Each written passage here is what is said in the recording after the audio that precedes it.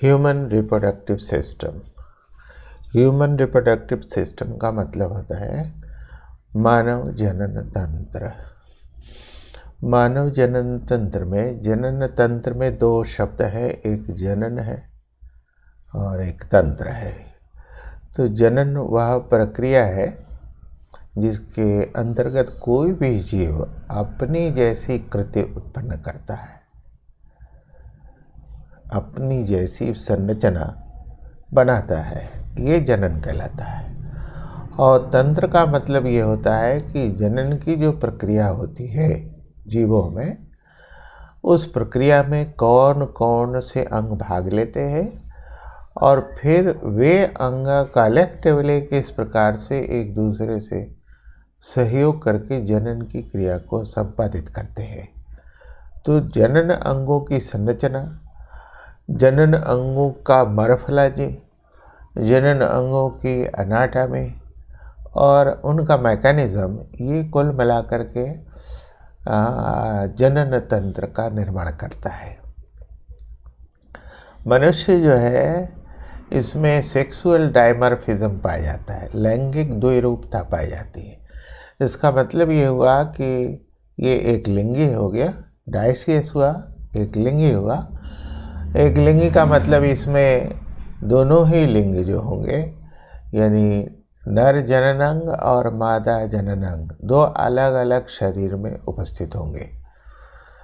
जब दोनों ही प्रकार के जननांग एक ही जीव शरीर में उपस्थित होता है तो वो उभयलिंगी कहलाता है। लेकिन दोनों जननांगों में से प्रत्येक का जननांग अलग अलग जीव शरीर में उपस्थित है तो वो प्राणी जो है एक लिंगी कहलाता है। मनुष्य भी एक लिंगी है। इसका मतलब ये हुआ कि इसमें नर जननांग अलग शरीर में जबकि मादा जननांग अलग शरीर में पाए जाते हैं। इसका मतलब ये है कि मानव जो है ये नर मानव और मादा मानव दो में बटा हुआ है। नर मानव को हम पुरुष कहते हैं जबकि मादा मानव स्त्री कहलाती है। तो आज के इस अध्ययन में हम नर जनन तंत्र का अध्ययन करेंगे, यानी कौन कौन से अंग हैं जो नर जनन तंत्र का निर्माण करते हैं, उन अंगों की मॉर्फोलॉजी क्या है, उन अंगों की बाह्य संरचना क्या है, उन अंगों की आंतरिक संरचनाएँ क्या है और फिर वे अंग आपस में किस प्रकार से कार्य करके इस जनन तंत्र की पूरी प्रक्रिया का संपादन करते हैं। तो हम इस चीज़ को अब यहाँ देखेंगे। यानी मानव में जो जनन अंग की प्रक्रिया है वो द्विलिंगी एक लिंगी होने के कारण, यानी लैंगिक द्विरूपता के कारण दोनों ही प्रकार के जनन अंग दो अलग अलग शरीरों में पाए जाते हैं। इन दो अलग अलग शरीर में पाए जाने के कारण मानव को नर मानव और मादा मानव दो भागों में बांट दिया जाता है। अब नर मानव में कौन कौन से अंग हैं जो कि जनन की क्रिया को संपादित करते हैं, उसी प्रकार से मादा मानव में फिर कौन कौन से लैंगिक अंग हैं जो जनन की प्रक्रिया को संपादित करते हैं। हम इस चीज़ का अध्ययन करेंगे कि ये फिर अंग तंत्र को किस तरह से पूरा करते हैं। तो अब आप इसमें देख रहे हैं कि जनन अंगों को हम तीन ग्रुप में डिवाइड किए हुए हैं। यानी नर मानव यानी पुरुष में या फिर मादा मानव यानी स्त्रियों में जनन तंत्र में भाग लेने वाले जनन अंगों को तीन ग्रुप में बांट दिया गया है। एक प्राथमिक जनन अंग यानी मुख्य जनन अंग, इसको अंग्रेजी में प्राइमरी रिप्रोडक्टिव ऑर्गन कहेंगे। दूसरा सहायक जनन अंग या सेकेंडरी द्वितीयक जनन अंग, एक्सेसरी और सेकेंडरी रिप्रोडक्टिव ऑर्गन्स। और तीसरा वे ग्रंथियां जो इन जनन अंगों की क्रियाओं में सहायक होती है, सहायक जनन ग्रंथियां कहलाती है, एक्सेसरी रिप्रोडक्टिव ग्लैंड्स। नर मानव में यानी पुरुषों में जो प्राथमिक जननांग है वो वृषण कहलाते हैं, इसको अंग्रेजी में टेस्टिस कहते हैं। ये दो स्पेलिंग में लिखी जाएगी, एक TESTES और एक TESTIS। दोनों के नंबर में चेंज है। TESTES ये बहुवचन है और TESTIS ये एक वचन है। पुरुष में वृषण की संख्या 2 होती है, इसलिए इसको TESTS लिखा गया है। इसमें जो सहायक जननांग है, उन सहायक जननांगों में epididymis, vas deferens, seminal vesicle, ejaculatory duct और पेनिस। जो सहायक जनन ग्रंथियां हैं उसमें प्रोस्टेट ग्लैंड, काउपर्स ग्लैंड और पेरिनियल ग्लैंड आती है। जबकि स्त्रियों में जो प्राथमिक जननांग है या फिर प्राइमरी रिप्रोडक्टिव या chief reproductive main reproductive organ है, वो है अंडाशय। और सहायक जननांगों में ओविडक्ट, यूट्रस, वजाइना, वल्वा और मैमरी ग्लैंड है। जबकि जनन ग्रंथियों में बर्थोलिन ग्लैंड और पेरिनियल ग्लैंड है। मतलब ये हो गया कि हम जो नर जनन तंत्र का अध्ययन करेंगे तो नर जनन तंत्र के अध्ययन के अंतर्गत पुरुषों में प्राथमिक जननांग, सहायक जननांग और सहायक जनन ग्रंथियों को जानेंगे, इनकी लोकेशन जानेंगे, इनकी संरचना जानेंगे और किस प्रकार से ये जनन तंत्र को संपादित करते हैं, उनकी क्रियाविधि किस प्रकार से चलती है, इसका अध्ययन करेंगे। अब हम आते हैं मुख्य भाग पर। पुरुष में जो मुख्य जनन अंग होता है यानी प्राइमरी रिप्रोडक्टिव आर्गन जो होता है वो टेस्टिस वृषण कहलाता है। इसकी संख्या 2 होती है।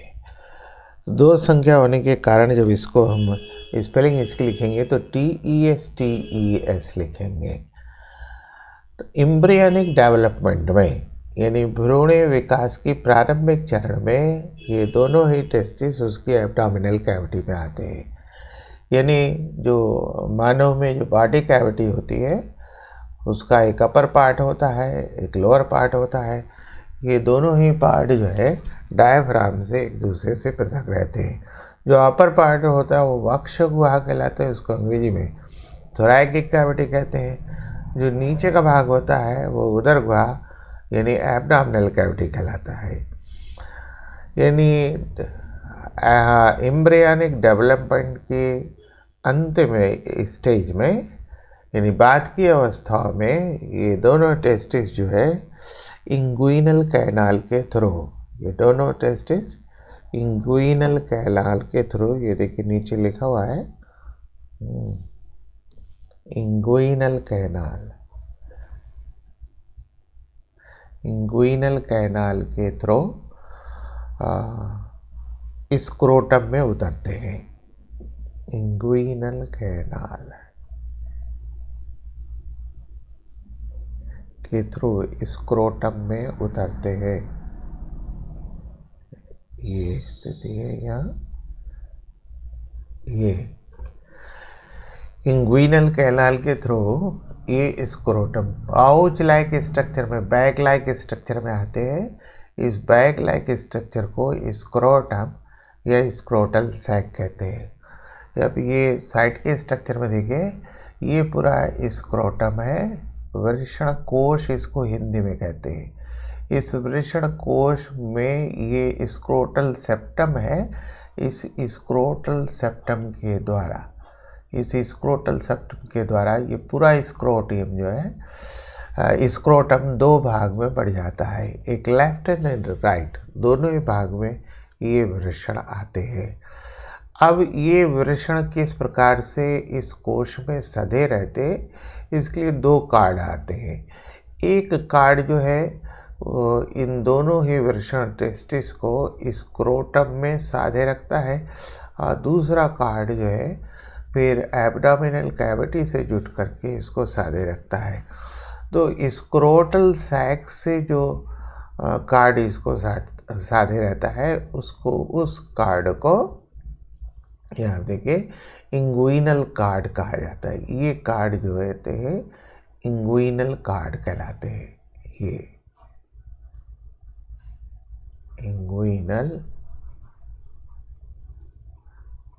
कार्ड। ठीक है, और फिर दूसरा कार्ड ये जो है स्पर्मेटिकल कार्ड, इस स्पर्मेटिकल कार्ड के थ्रू यह इंटेस्टाइन द्वारा सधा रहता है। इसी इंग्विनल कैनाल के थ्रू ब्लड वेसल्स भी टेस्टिस से जुड़ी होती हैं, जो इसमें ब्लड सप्लाई को नियंत्रित करती है। तो इस तरह से जो टेस्टिस होता है वो एब्डोमिनल कैविटी से बाहर स्क्रोटल सैक या स्क्रोटम में स्थित होता है। अब प्रश्न ये है कि मनुष्य में ये टेस्टिस जो है एब्डोमिनल कैविटी से बाहर स्क्रोटल सैक में स्थित क्यों होता है। तो इसका मतलब ये है कि अब इस टेस्टिस में कोई ऐसी घटना होती होगी जो हमारे बॉडी टेम्परेचर से कम के टेम्परेचर पर होनी चाहिए। तो टेस्टिस में शुक्राणु जनन या स्पर्मेटोजेनेसिस की क्रिया होती है। इसके अंतर्गत स्पर्म्स का निर्माण होता है। तो स्पर्मेटोजेनेसिस की क्रिया के लिए, स्पर्म के डेवलपमेंट के लिए और स्पर्म के मैचुरेशन के लिए जो बॉडी टेम्परेचर है वो इसके लिए फेवरेबल नहीं है। स्पर्मेटोजेनेसिस की क्रिया जो है बॉडी टेम्परेचर से 2 से 3 सेल्सियस कम टेम्परेचर पर होती है। इसी कारण जो है टेस्टिस स्क्रोटम एब्डोमिनल कैविटी से बाहर स्क्रोटल सैक या स्क्रोटम में स्थित होता है। ये बहुत महत्वपूर्ण प्रश्न आता है। हमारा टेस्टिस का जो आकार है वो ओवल शेप है। ये 4 से 5 सेंटीमीटर लंबा होता है, 2.5 से 3 सेंटीमीटर ये मोटा होता है और इसका जो वज़न है, भार जो है वो 20 से 25 ग्राम का होता है।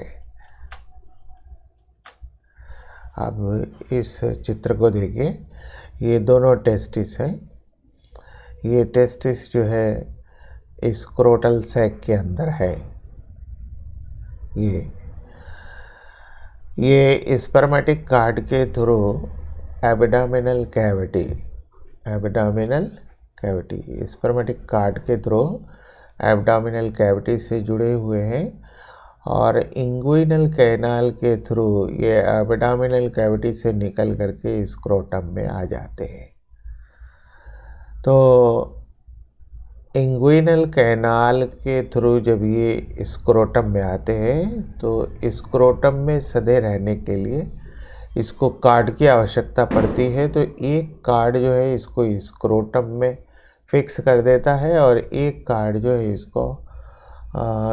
इसको जोड़ देता है एब्डोमिनल कैविटी से।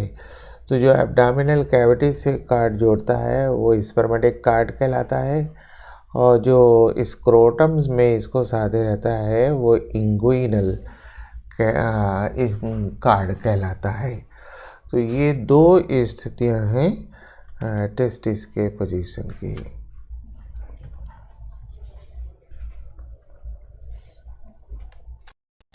जनन तंत्र की, मानव के नर जनन तंत्र का जब अध्ययन करेंगे तो अध्ययन करने में हमको नर जननांगों को देखना पड़ेगा।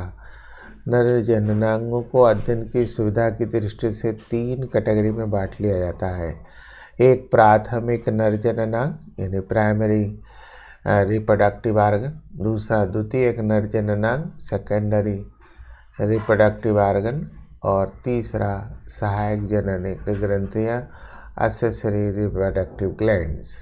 ये हमारा प्राथमिक नर जननांग है, ये टेस्टिस कहलाता है। ये प्राथमिक नर जननांग है, ये टेस्टिस कहलाता है। इसके बैक साइड में यानी डॉर्सल साइड में पीछे की तरफ ये ट्यूबुलर स्ट्रक्चर है। ये ट्यूबुलर स्ट्रक्चर एपिडिडाइमिस कहलाती है। ये एपिडिडाइमिस आगे की तरफ एक अनकॉइल्ड ट्यूब से जुड़ा होता है, ये वास डिफरेंस कहलाता है। ये टेस्टिकुलर ब्लड सप्लाई है, यानी ये ब्लड वेसल्स हैं जो कि टेस्टिस को रक्त का संचरण कराते हैं। अब हम एब्डोमिनल कैविटी में जा रहे हैं। ये दो स्ट्रक्चर है, एक स्ट्रक्चर ए है और एक स्ट्रक्चर हमको बी मिल रहा है। स्ट्रक्चर ए में देखिए, ये जो एब्डोमिनल कैविटी है ये एकदम बाहर से सामने से दिखाई दे रही है। स्ट्रक्चर बी में जो ये एब्डोमिनल कैविटी है साइड से दिखाई दे रही है। इस एब्डोमिनल कैविटी में कुछ स्ट्रक्चर दिखाई दे रहे हैं। एक एब्डोमिनल कैविटी से बाहर का भी स्ट्रक्चर ये दिखाई दे रहा है। एब्डोमिनल कैविटी से बाहर के स्ट्रक्चर में 3 स्ट्रक्चर हमको दिखाई दे रहे हैं। एक स्क्रोटम या स्क्रोटल सैक, जिसमें कि ये टेस्टिस है। ये 2 है, एक लेफ्ट साइड है, एक राइट साइड है। इसमें ये टेस्टिस है और इन दोनों के ऊपर यानी साइड से लगता हुआ ये स्ट्रक्चर है मस्कुलर स्ट्रक्चर। इस मस्कुलर स्ट्रक्चर में ब्लड साइनसेस की संख्या बहुत अधिक है। ये कैपिलरी ऑर्गन कहलाता है, इसको पेनिस कहा जाता है। इसके अंदर ये नलिका है, ये यूरेथ्रा कहलाती है। अब ये जो 3 संरचनाएं आपने देखी, ये एब्डोमिनल कैविटी के बाहर है। अब इस टेस्टिस के ऊपर ये ट्यूबुलर स्ट्रक्चर मास है, ये इपिडिडाइमस कहलाती है। ये इपिडिडाइमस आगे की तरफ ये इस नलिका से जुड़ी हुई है। ये नलिका वास डिफरेंस कहलाती है। इस नलिका को वास डिफरेंस कहते हैं। ये वास डिफरेंस आगे की तरफ चलती है। यहाँ ये एक अन्य नलिका से आकर जुड़ जाती है। ये नलिका जो है सेमाइनल वेजाइकल डक्ट कहलाती है, जो कि सेमाइनल वेजाइकल ग्रंथि से निकलती है। फिर ये सेमाइनल वेजाइकल डक्ट और वास डिफरेंस दोनों ज्वाइंट होकर के कॉमन डक्ट का निर्माण करते हैं। इस कॉमन डक्ट को हिंदी में स्खलन नलिका कहते हैं, अंग्रेजी में इजैकुलेटरी डक्ट कहते हैं। अब ये इजैकुलेटरी डक्ट आगे एक ग्लैंडुलर मास से जुड़ता है। ये प्रोस्टेट ग्लैंड कहलाती है। ये प्रोस्टेट ग्लैंड ठीक यूरिनरी ब्लैडर के नीचे होता है। ये इस यूरिनरी ब्लैडर में यूरिन कलेक्ट होता है।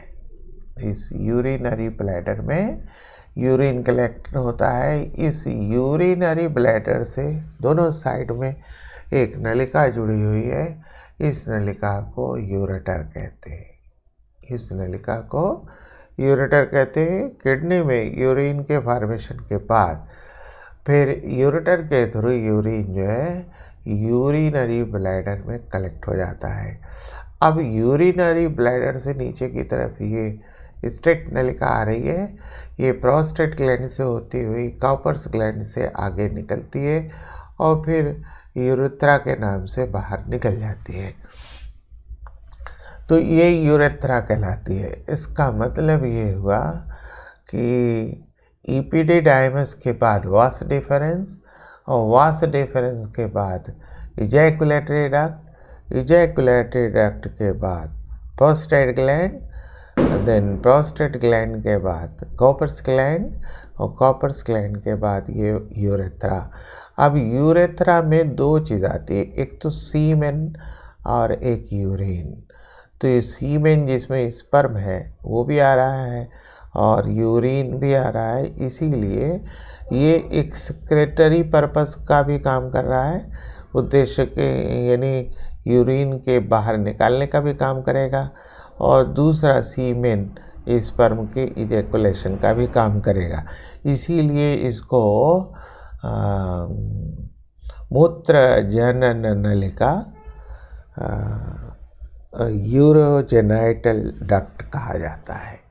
मूत्र जनन नलिका यूरोजेनाइटल डक्ट कहा जाता है। टेस्टिस में शुक्राणु जनन की क्रिया होती है। टेस्टिस में शुक्राणु जनन की क्रिया होती है। शुक्राणु जनन की क्रिया के अंतर्गत शुक्राणु यानी स्पर्म का निर्माण होता है। फिर स्पर्म जो है इस यूरेथ्रा के थ्रू बाहर हो जाता है। तो टेस्टिस से लेकर के यूरेथ्रा के थ्रू बाहर होने में इसके बीच स्पर्म का जो ट्रैक है, रास्ता है, वो क्या होगा, ये इस चित्र में ये महत्वपूर्ण चीज़ है, इसको समझना होगा। ये क्वेश्चन में पूछे जाते हैं। मतलब टेस्टिस के बाद ये एपिडिडाइमस, देन एपिडिडाइमस के बाद वास डिफरेंस के बाद ejaculatory, prostate gland, then urethra. ये इसका मार्ग है, रूट है, जिसके थ्रू शुक्राणु स्पर्म बाहर होते हैं। अब इस स्थिति को देखिए, ये टेस्टिस का लॉन्गिट्यूडिनल सेक्शन है। ये टेस्टिस का लॉन्गिट्यूडिनल सेक्शन है। इस टेस्टिस के लॉन्गिट्यूडिनल सेक्शन से हम वृषण की आंतरिक संरचना को समझेंगे।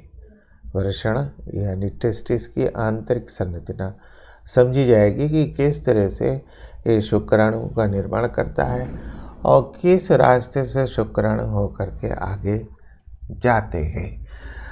तो टेस्टिस जो है, वृषण जो है, ये 3 टियर्स मेम्ब्रेनस स्ट्रक्चर से ढका हुआ है। यानी ये त्रिस्तरीय मेम्ब्रेन से घिरा हुआ है। ये इनके जो 3 स्तर आते हैं, उसमें सबसे बाहरी स्तर ट्यूनिका वेजाइनैलिस और सबसे भीतरी स्तर ट्यूनिका वैस्कुलोसा कहलाता है। तो ट्यूनिका वेजाइनैलिस और ट्यूनिका वैस्कुलोसा के बीच जो लेयर आती है, मेम्ब्रेनस लेयर, वो ट्यूनिका अल्बिजिनिया कहलाती है। तो ट्यूनिका वेजाइनैलिस ये सबसे बाहरी स्तर हो गया, ट्यूनिका वैस्कुलोसा ये सबसे भीतरी स्तर हुआ, और उनके बीच का जो स्तर है वो ट्यूनिका अल्बिजिनिया है। ट्यूनिका अल्बिजिनिया ये अंदर की तरफ घूम करके कई लोब बनाती है। अंदर की तरफ घूम करके ये लोब बनाती है। इन लोब को टेस्टिकुलर लूप या स्क्रोटल लूप या टेस्टिकुलर लोब कहा जाता है। ठीक है। प्रत्येक टेस्टिस में इसकी संख्या 250 से 300 के बीच होती है। इस टेस्टिकुलर लूप में कुंडलित नलिकाएं पाई जाती हैं, यानी क्वाइल ट्यूब्यूल्स पाए जाते हैं, कुंडलित नलिकाएं पाई जाती हैं। इन कुंडलित नलिकाओं को सेमिनिफेरस ट्यूब्यूल्स कहा जाता है। इन कुंडलित नलिकाओं को सेमिनिफेरस ट्यूब्यूल्स से शुक्र जनन नलिका कहते हैं। प्रत्येक लूप में इसकी संख्या 1 से 4 तक होती है। तो उससे यही सेमिनिफेरस ट्यूब्यूल है जिसमें शुक्र जनन यानी शुक्राणु के निर्माण की क्रिया, स्पर्मोजेनेसिस की क्रिया होती है। इसीलिए सेमिनिफेरस ट्यूब्यूल को वृषण की संरचनात्मक और क्रियात्मक इकाई स्ट्रक्चरल और फंक्शनल यूनिट कहा जाता है। हर लोब एक दूसरे से सेप्टम के थ्रू पृथक होता है। अब ये जो सेमिनिफेरस ट्यूब्यूल है आगे और कुंडलित नलिका में खुलता है, उसको रेटी टेस्टिस कहते हैं। उसको रेटी टेस्टिस कहते हैं। ये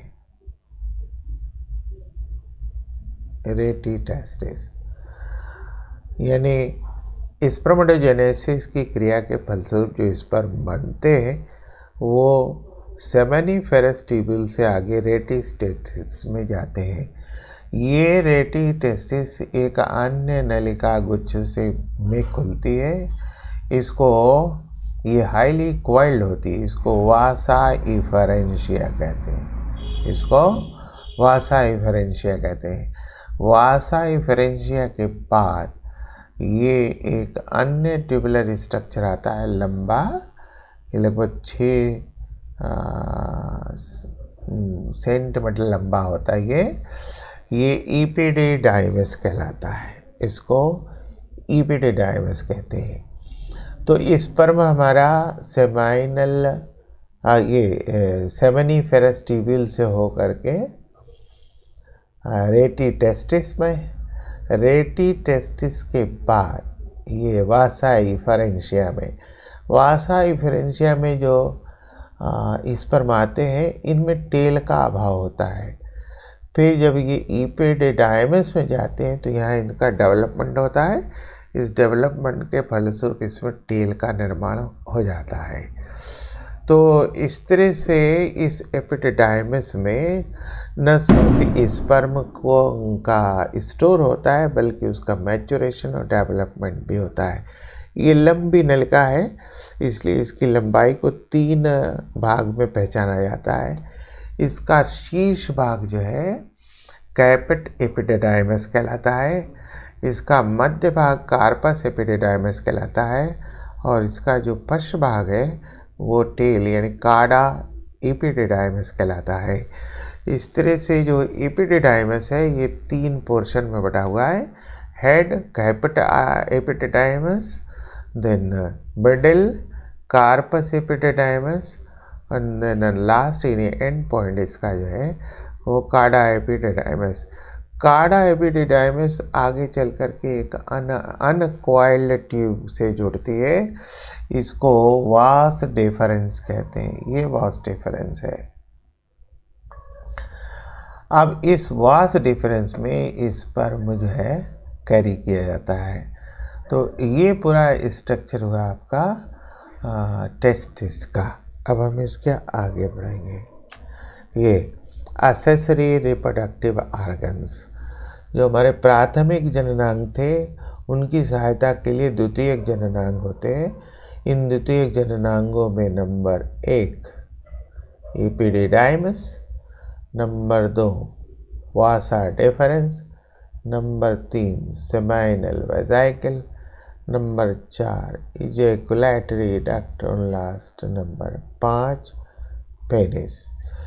एपिडिडाइमस जो है ये टेस्टिस में सेमिनिफेरस ट्यूब्यूल्स होती हैं, वो आगे रेटी टेस्टिस में खुलती हैं। रेटी टेस्टिस वासा इफरेंशिया में और वासा इफरेंशिया के बाद जो ट्यूबुलर स्ट्रक्चर मिलता है वो एपिडिडाइमस का कहलाता है। ये लंबा ट्यूब लाइक स्ट्रक्चर है। इसकी लंबाई में इसके 3 भाग को पहचाना जाता है। इसका जो शीर्ष होता है वो कैपेट एपिडिडाइमस कहलाता है। इसका जो मध्य भाग होता है वो कार्पस एपिडिडाइमस कहलाता है। जो इसका पुच्छ होता है वो कार्डा एपिडिडाइमस कहलाता है। उसके बाद एपिडिडाइमस एक अन्य अनकॉइल्ड ट्यूब से जुड़ता है, वो वास डिफरेंस कहलाता है। इसमें शुक्राणु का वहन होता है। फिर सेमाइनल वेसिकल ये ग्लैंडुलर स्ट्रक्चर है, इससे सीमेन का सिक्रीशन होता है, यानी इससे एक फ्लूइड का स्रावण होता है वो जो सीमेन के 70% भाग का निर्माण करता है। यानी सीमेन का जो 70% भाग होता है वो सेमाइनल वेसिकल के फ्लूइड से होता है। चौथा पोर्शन जो है एक्सेसरी रिप्रोडक्टिव ऑर्गन का वो इजैकुलेटरी, इसको हिंदी में स्खलन नलिका कहते हैं। तो सेमाइनल वेसिकल से निकलने वाली नलिका सेमाइनल वेसिकल डक्ट और वास डिफरेंस परस्पर मिलकर के एक सह नलिका कॉमन डक्ट का निर्माण करते हैं, वो इजैकुलेटरी डक्ट कहलाता है। ये इजैकुलेटरी डक्ट आगे यूरेथ्रा से जुड़ता है और फिर स्कैपुलेटरी ऑर्गन फिर इसके थ्रू बाहर वजाइना तक पहुंचता है। ये हमारा नर जनन अंग का सहायक एक्सेसरी रिप्रोडक्टिव ऑर्गन से हुए।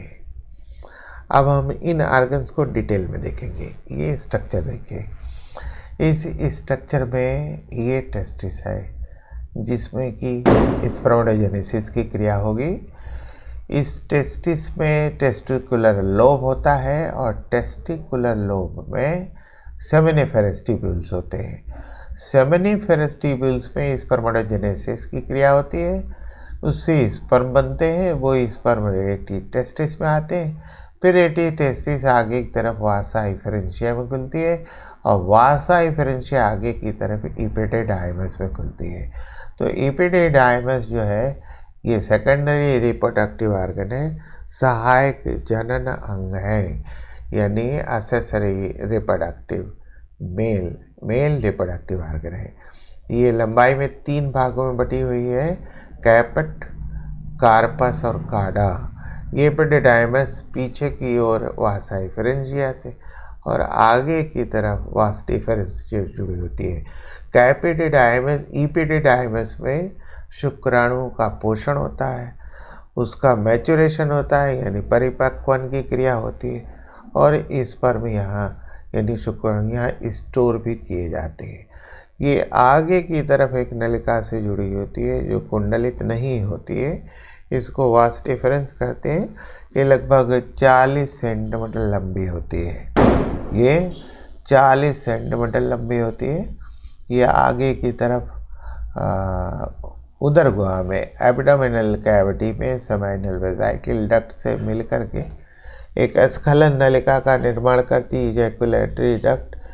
इनमें पेरिस्टाल्टिस क्रमाकुंचन गति होती है जिससे स्पर्म आगे की तरफ बढ़ते हैं। फिर तीसरा जो हमारा एक्सेसरी रिप्रोडक्टिव ऑर्गन है वो सेमाइनल वेसिकल है। ये बाइलोप्ड ग्लैंडुलर स्ट्रक्चर होता है। ये एक विशेष प्रकार के चिपचिपे द्रव का स्रावण करता है जो सीमेन के लगभग 70% भाग को बनाते हैं। ये स्पर्म को गति प्रदान करने में सहायक होता है। फिर इजैकुलेटरी डक्ट है। ये इजैकुलेटरी डक्ट जो है वास डिफरेंस और सेमाइनल वेसिकल डक्ट से मिलकर के बना होता है। यह 2 सेंटीमीटर लंबा होता है। और फिर इजैकुलेटरी डक्ट से जो सीमेन है इसमें कि स्पर्म होते हैं वो यूरेथ्रा के थ्रू पेनिस से होते हुए बाहर हो जाते हैं। ये पेनिस ये कपलेटरी ऑर्गन होता है।